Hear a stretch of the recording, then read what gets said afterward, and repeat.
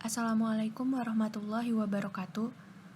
Yang terhormat, Bapak Fandi Arpenlaza Vitamsi, SPD MH, selaku dosen pengampu dalam mata kuliah Pendidikan Kewarganegaraan, kami dari kelompok 3 akan mempresentasikan materi mengenai penegakan hukum hak asasi manusia dan perlindungan warga negara responsif gender yang membahas tentang implementasi hak konstitusional perempuan dalam peraturan perundang-undangan.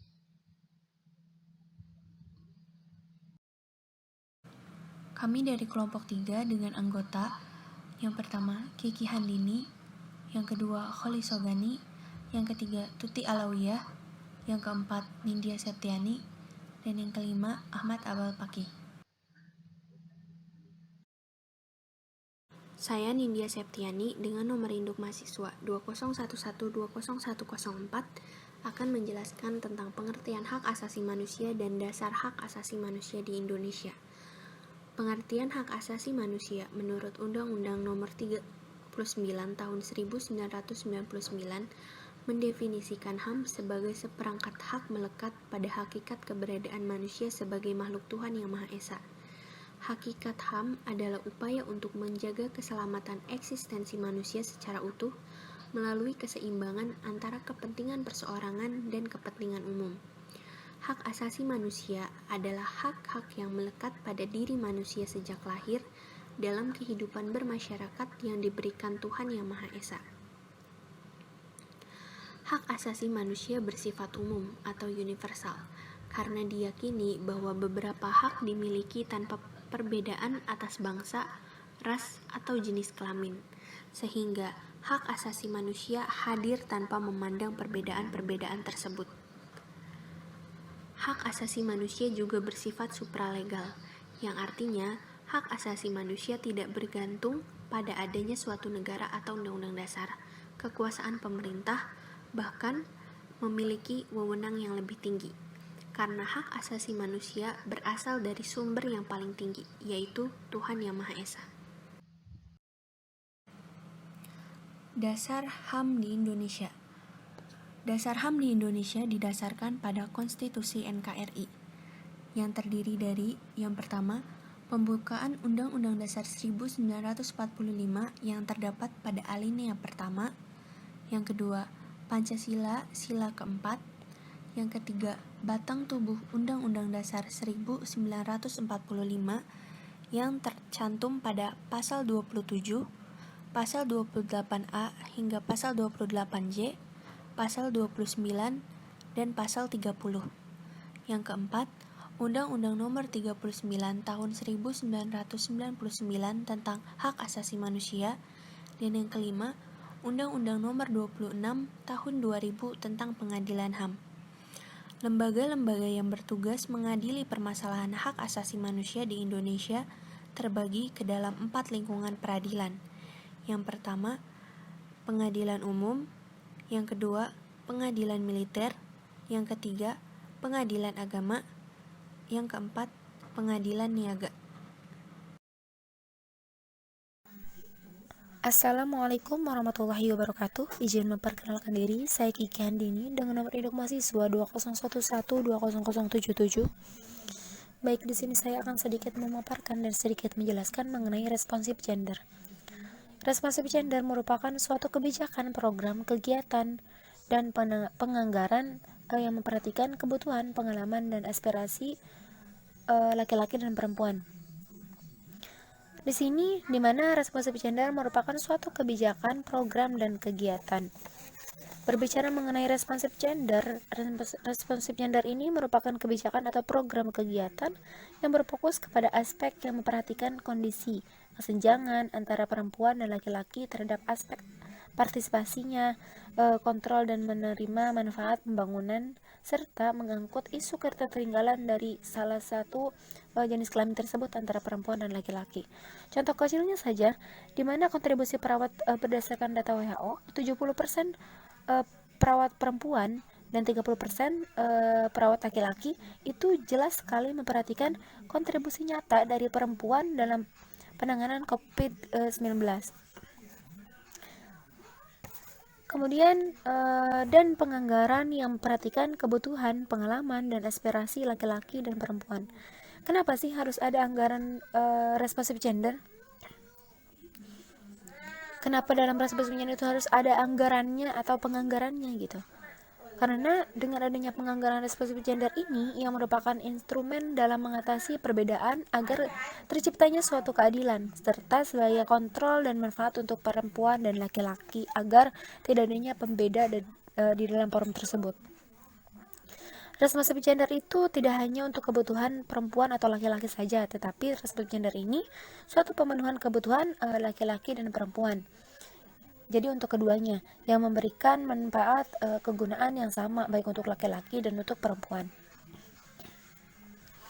Anggaran responsif gender ini terbagi menjadi 3 kategori. Kenapa sih dibagi kepada 3 kategori responsif gender tersebut? Karena untuk mempermudah dalam menganalisis anggaran responsif gender ini. Nah, kategorinya itu yang pertama yaitu alokasi anggaran gender spesifik target.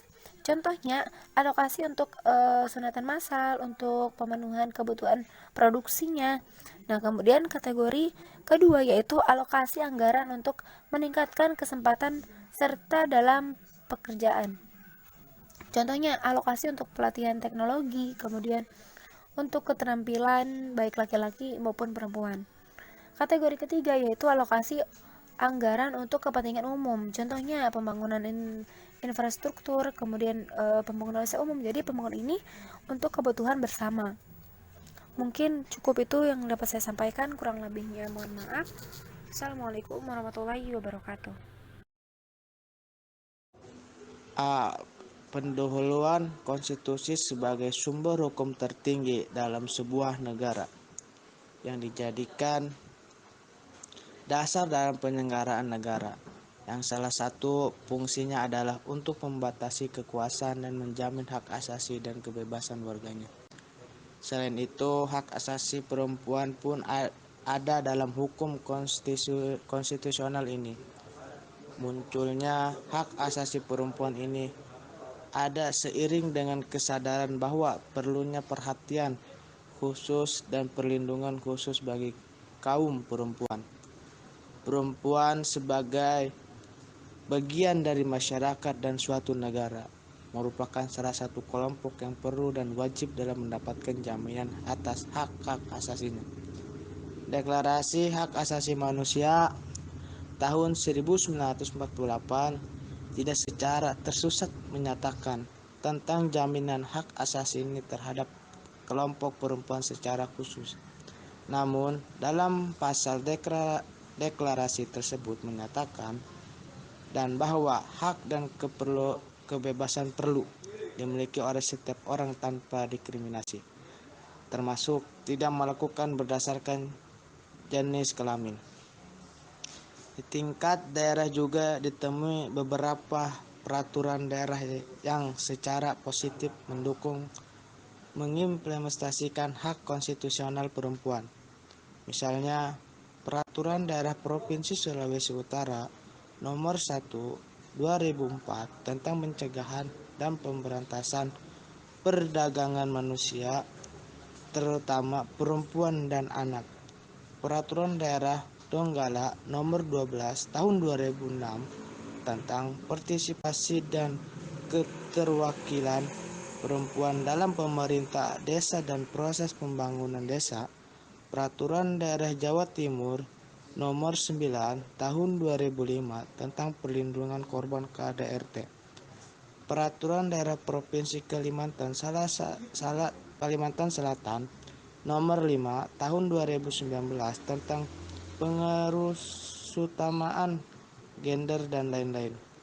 Istilah hak asasi perempuan muncul seiring dengan kesadaran perlunya perhatian khusus dan perlindungan khusus bagi kaum perempuan dan samping konsep hak asasi secara umum, karena banyak permasalahan dan persoalan yang dialami kaum perempuan, seperti kekerasan fisik dan psikis, diskriminasi di berbagai bidang kehidupan, kemiskinan, ketertinggalan dan berbagai bidang dan lainnya, sehingga dalam beberapa kajian dan pengaturan, perempuan dimasukkan dalam sekelompok yang vulnerable bersama-sama dengan kelompok anak, kekompakan mayoritas, dan kekompakan rentan lainnya. Assalamualaikum warahmatullahi wabarakatuh. Perkenalkan, nama saya Tuti Alawiyah. Nomor induk mahasiswa saya 2011201000. Saya dari kelas 2 HTNC. Di sini saya akan mempresentasikan mengenai upaya peningkatan peran dan posisi perempuan dan hak konstitusional perempuan. Yang pertama, upaya peningkatan peran dan posisi perempuan itu ada dua bidang. Bidang yang pertama, bidang pengarustamaan gender dan bidang peningkatan kualitas hidup perempuan. Yang pertama, dalam bidang pengarustamaan gender ini, satu, melakukan sosialisasi, advokasi, pelatihan, dan penyediaan data dan fasilitas penyediaan tentang data terpilah menurut jenis kelamin dalam rangka pengintegrasian strategi pengarustamaan gender ke dalam kebijakan, program, proyek, dan kegiatan pembangunan daerah dapat dikembangkan. Yang kedua, berfungsinya unit kerja, kelompok kerja, dan focal point pengarustamaan gender di tingkat pusat baik terhadap instansi pemerintah maupun lembaga swadaya masyarakat. Yang ketiga, tersedianya data dan informasi yang terpilah menurut jenis kelamin secara berkala dan berkesinambungan di kabupaten atau kota yang bermanfaat untuk mengetahui adanya kesenjangan gender di berbagai bidang pembangunan di masing-masing kabupaten atau kota. Yang keempat, dialokasinya dana pembangunan di pusat, provinsi, kabupaten atau kota yang signifikan setiap tahunnya dalam pelaksanaan pengarustamaan gender. Yang kelima, pemetaan peran kelembagaan pengarustamaan gender dalam memformulasikan kebijakan, program, dan kegiatan pembangunan daerah yang responsif gender. Dan yang terakhir, penguatan kelembagaan pengarustamaan gender dan anak. Di bidang peningkatan kualitas hidup perempuan, upaya yang telah dilakukan antara lain melalui penyusunan profil statistik dan indikator gender yang menggambarkan posisi dan kondisi laki-laki dan perempuan di berbagai bidang pembangunan baik tingkat nasional, provinsi maupun kabupaten atau kota. Materi yang kedua yaitu hak-hak konstitusional perempuan yang harus dilindungi. Setiap perempuan warga negara Indonesia memiliki hak konstitusional yang sama dengan warga negara Indonesia yang laki-laki, yakni hak atas status kewarganegaraan, hak atas kesamaan kedudukan dalam hukum dan pemerintahan, hak untuk hidup serta mempertahankan hidup dan kehidupannya, hak atas kelangsungan hidup, tumbuh dan berkembang, hak untuk mengembangkan diri melalui pemenuhan kebutuhan dasar, mendapatkan pendidikan, dan memperoleh manfaat dari ilmu pengetahuan, teknologi, seni, dan budaya. Hak atas jaminan sosial yang memungkinkan pengembangan dirinya secara utuh sebagai manusia bermartabat, hak untuk berkomunikasi dan memperoleh informasi untuk mengembangkan pribadi dan lingkungan sosial, hak mendapat pendidikan, hak atas kemerdekaan pikiran dan hati nurani, hak atas kebebasan meyakini kepercayaan, hak untuk bebas memeluk agama dan beribadah menurut agamanya. Perempuan juga memiliki hak untuk tidak diperlakukan secara diskriminatif karena statusnya sebagai perempuan ataupun dasar pembedaan lainnya. Konstitusi Indonesia pasal 27 dan 28 1 ayat 2 memuat dan menegakkan prinsip bebas dari diskriminasi. Mungkin itu saja yang dapat saya jelaskan, kurang lebihnya mohon maaf. Wassalamualaikum warahmatullahi wabarakatuh. Hak konstitusional perempuan. Perempuan memiliki hak konstitusional yang sama dengan laki-laki sebagai warga negara. Hak-hak tersebut tercantum dalam pasal 28 Undang-Undang 1945. Setiap perempuan warga negara Indonesia memiliki hak konstitusional yang sama dengan warga negara Indonesia yang laki-laki, yakni hak atas status kewarganegaraan, hak atas kesamaan kedudukan dalam hukum dari pemerintahan, hak untuk hidup serta mempertahankan hidup dan kehidupannya, hak atas kelangsungan hidup, tumbuh dan berkembang, hak untuk mengembangkan diri melalui pemenuhan kebutuhan dasar, mendapatkan pendidikan, dan memperoleh manfaat dari ilmu pengetahuan, teknologi, seni, dan budaya.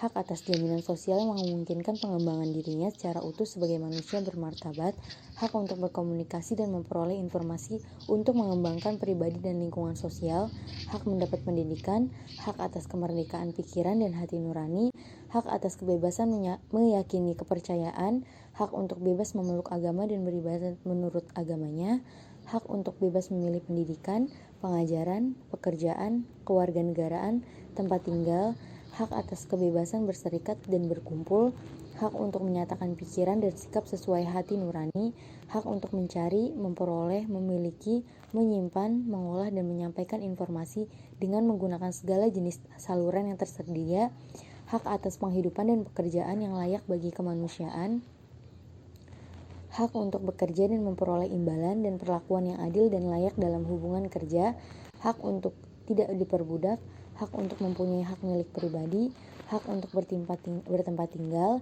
hak untuk hidup sejahtera lahir dan batin, hak untuk mendapatkan lingkungan hidup yang baik dan sehat, hak untuk memperoleh layanan kesehatan, hak untuk membentuk keluarga, hak atas pengakuan, jaminan dan perlindungan dan kepastian hukum yang adil, hak bebas dari ancaman, diskriminasi, dan kekerasan, hak atas perlindungan diri pribadi, keluarga, kehormatan, martabat, dan harta benda yang di bawah kekuasaannya, hak untuk memajukan dirinya dan memperjuangkan haknya secara kolektif, dan hak atas kebebasan berserikat, berkumpul, dan mengeluarkan pendapat. Perempuan juga memiliki hak untuk tidak diperlakukan secara diskriminatif karena statusnya sebagai perempuan atau dasar pembedaan lainnya. Konstitusi Indonesia Pasal 27 dan 28 1 ayat 2 memuat dan menegaskan prinsip bebas dari diskriminasi. Prinsip non-diskriminasi bersama dengan kesetaraan di depan hukum dan perlindungan yang sama tanpa adanya diskriminasi merupakan prinsip dasar dan umum sehubungan dengan perlindungan hak asasi manusia. Perbedaan kemampuan tersebut bukan atas kehendak sendiri kelompok tertentu, tetapi karena struktur sosial yang berkembang cenderung meminggirkannya. Sehingga sangat tepat kemudian pada pasal 28H ayat 2, konstitusi juga menjamin hak atas kemudahan dan perlakuan khusus untuk memperoleh kesempatan dan manfaat yang sama, guna mencapai persamaan dan keadilan. Kemudahan dan perlakuan khusus ini adalah bagian dari langkah korektif dan bersifat sementara, yaitu sampai persamaan dan keadilan tercapai.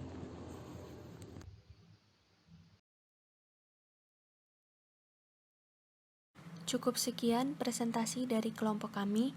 Kurang lebihnya mohon maaf. Terima kasih atas perhatiannya. Wassalamualaikum warahmatullahi wabarakatuh.